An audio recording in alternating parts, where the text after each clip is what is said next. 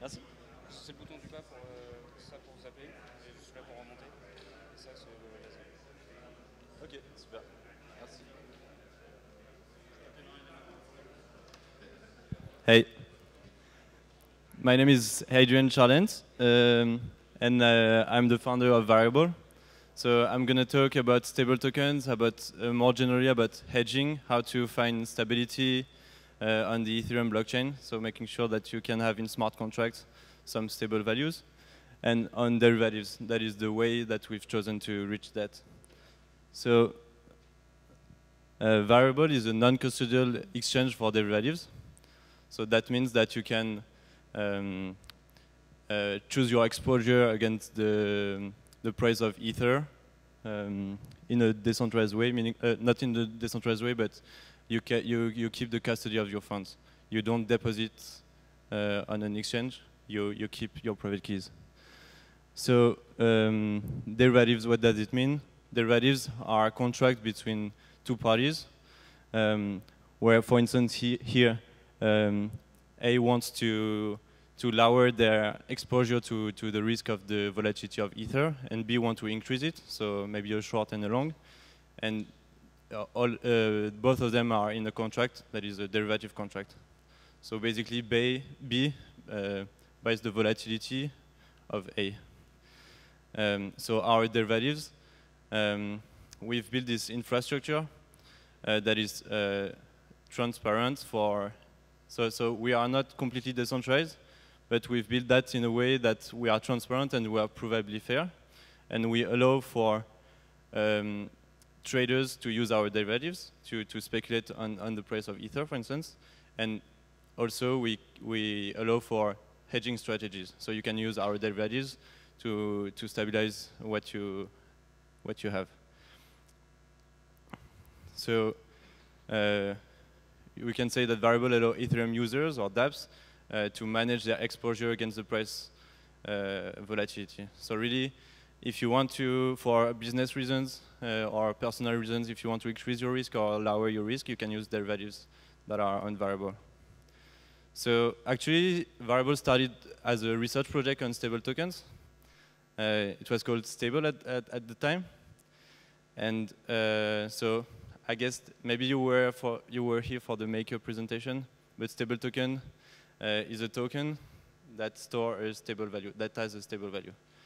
So two types of stable tokens, IOUs, where the token in itself is decentralized, but its value is relying on a centralized party, so it's not a great token. And the real ones that are relying on a game mechanism to ensure stability of the value. So you have two main kinds of stable tokens. You have the seigniorage shares model, that is basically a central bank where the mechanism is around the monetary policy of the stable tokens, and basically you issue tokens when the price is too high and you buy back them when it's too low. And you have the collateral-based model that basically is like what Maker is doing a bit and what we are doing. It's matching people, some that want stability and some others that want to take the other side. From starting with decentralized assets, tokens. So again, seigniorage shares, basically it's a central bank that has shareholders.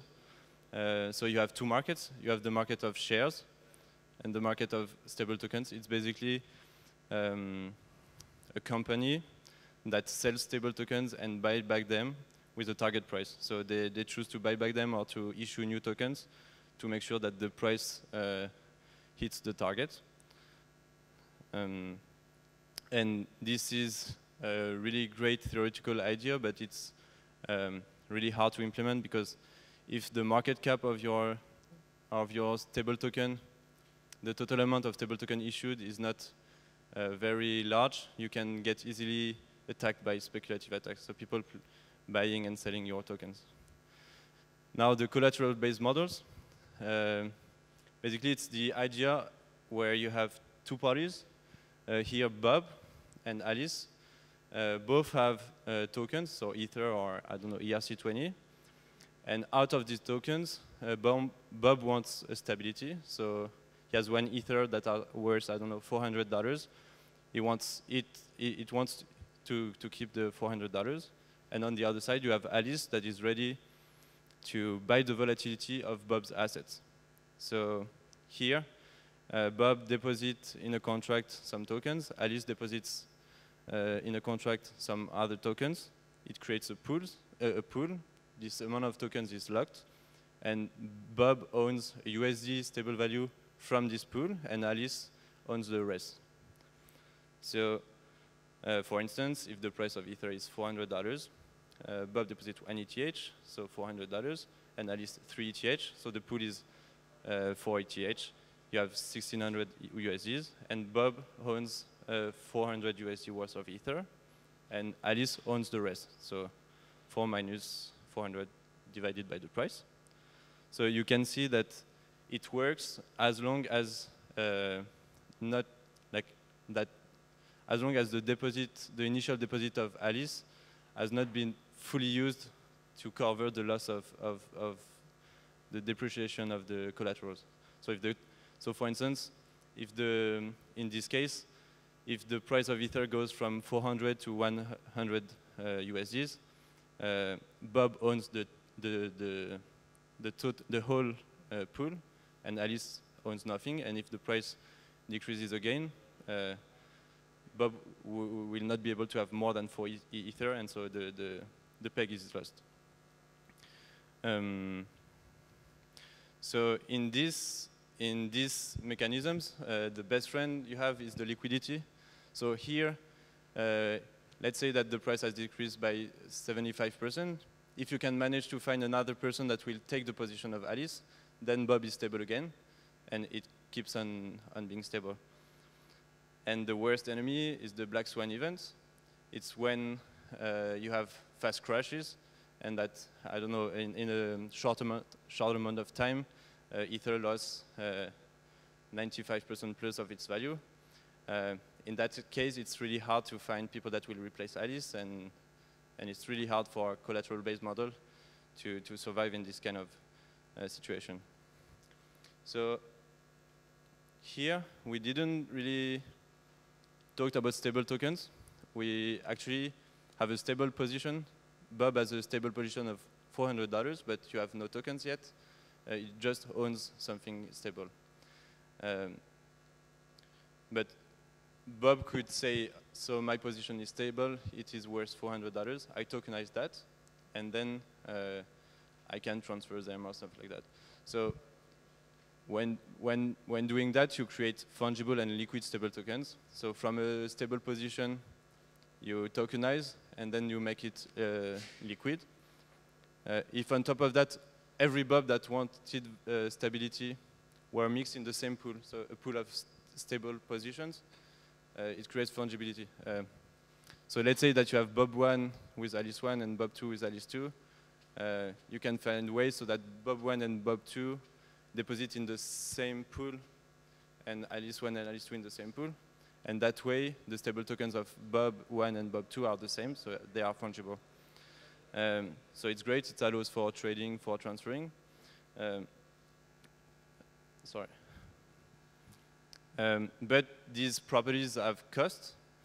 Indeed, fungibility, the fact that every stable token is the same, breaks the contracts between Alice and Bob. Now it's not between Alice 1 and Bob 1, it's between all the Alices and all the Bobs. And so if a bad event happens, the stability is broken completely. Whereas maybe if Alice 1 and Bob 1 had a different contract that is maybe stronger, they could have resisted, stuff like that. So this is the fungibility part, and the liquidity, allowing your stable position to be transferable and to be tokenized. That means that if some other dApps rely on your stable token and it breaks, the bad thing propagates to external things. So basically, when you think about fungible and liquid tokens, it's a bit all or nothing bet. If it breaks, and it's bad. So, and on top of that, I think that in a lot of use cases where dApps or individual want stability, they don't actually want or need tokens. They just need a service that is stable. They don't need to have a token that is transferable, that is tradable. So, yeah. So stable tokens is great because you can use them to store a stable value, but you don't need them to have a stable value on chain. We proved it before with the simple contract. Bob had $400 stable, and he didn't need to have stable tokens. On top of that, you have UX friction. The first contract I showed you was pretty simple. It was a one step. Bob contracts with Alice, and he has something stable. With stable tokens, you always have to buy them and then to sell them and this kind of thing. It could create UX friction, or at least you can't customize the user experience to really fill the use case. So,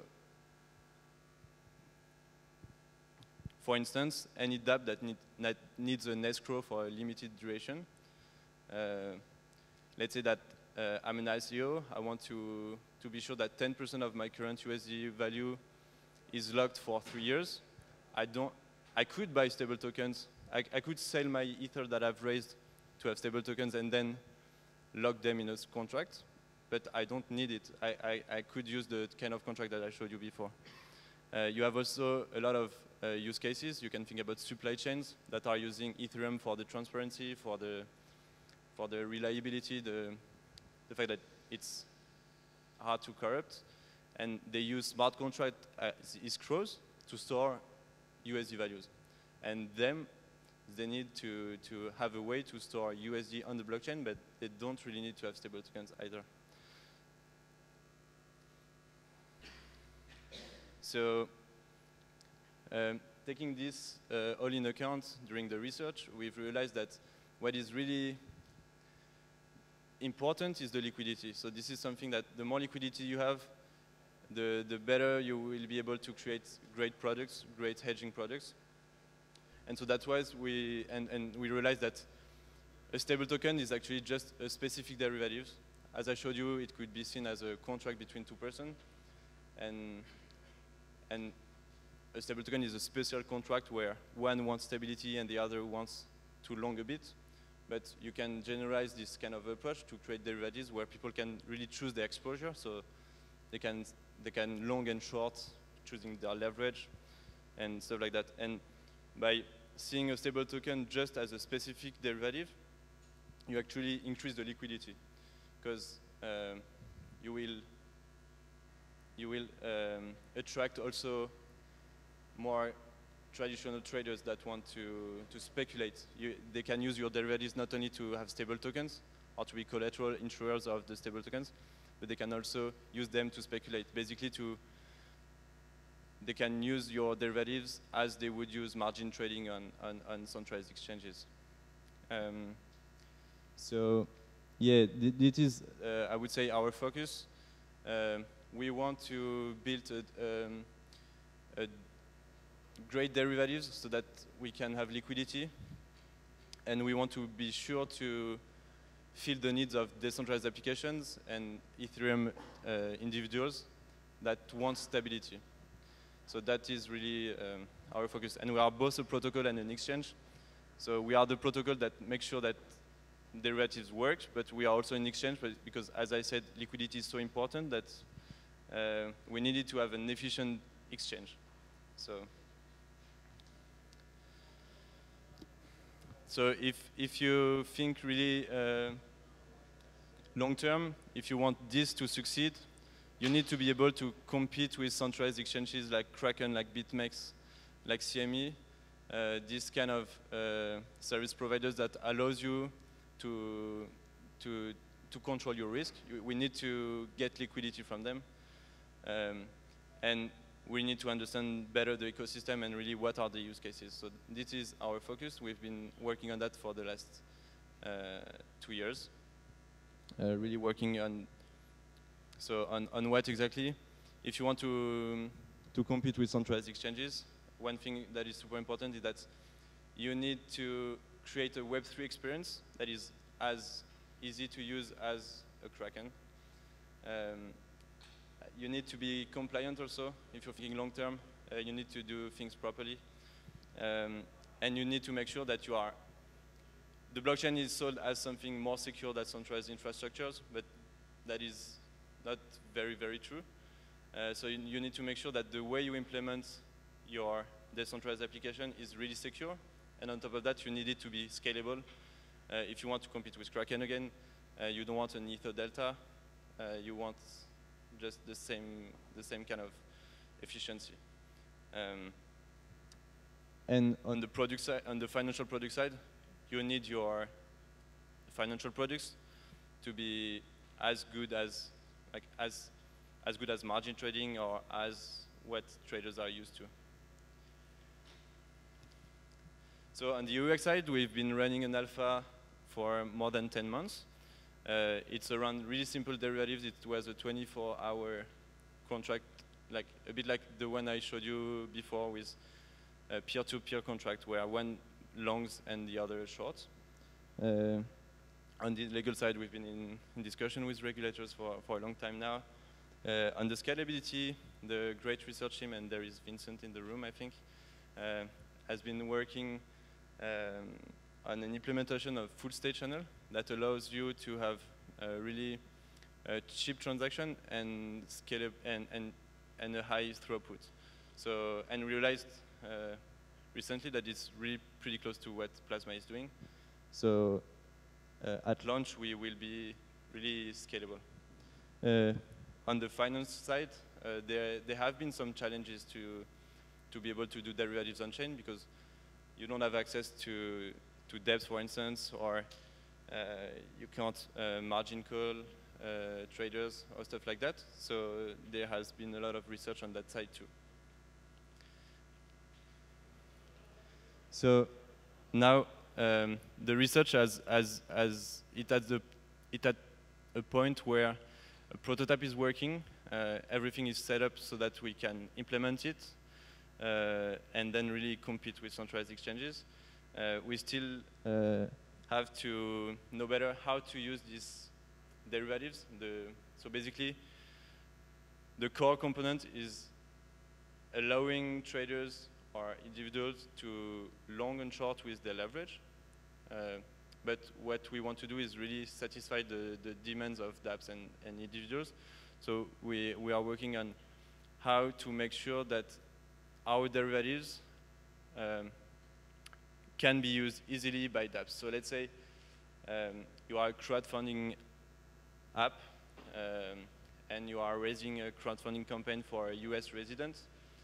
We need to make sure that, so a crowdfunding app is you open a campaign and you say, yeah, if it reaches, I don't know, $100K, then the campaign is successful. And while the campaign is open, you put the funds in an escrow. And so, for instance, what we are developing is the way so that a decentralized app can easily, through a Solidity API, for instance, say, okay, I receive Ether, I want to put it in a stable escrow. Or I want to open a stable escrow for 1 year. I want these kind of things. On top of that, we also want to build the fungible and liquid stable tokens. But the first step will be to have USD stable tokens within Variabl, and then maybe let it be more liquid. So this is really that. Our aim is not really to go to stable tokens. Stable tokens is a great tool, but what we want to achieve is really, you are a dApp, you have different currencies coming into your contract, you have different flows of assets, and we want you to be able to control that.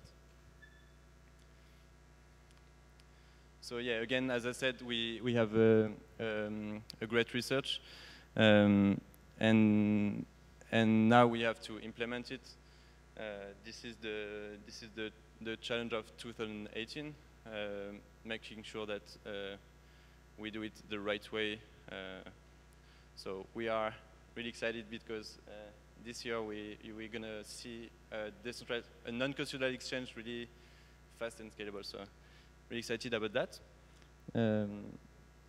and we are finalizing the discussion with regulators so that we can be sure to be compliant. And the other side of it is that we are interviewing a lot of dApps, a lot of Ethereum users to understand what are their needs when thinking about stability. When do they want stability? Is it for long term, for short term? What is the latency they want? All these kind of things. So if you think that within your dApp you may need to store some USD, but not necessarily with stable tokens or with stable tokens, please come talk to us. We're really interested to understand how we could integrate in your flow, how we can help you with your financial flows. So, yeah. By the way, we are still building. We're still continuing to build the product team, and we are looking for security profiles and architect profiles to be sure that what we built is 100% secure and match the quality of the research we've done. So, yeah, that's it. Thank you very much.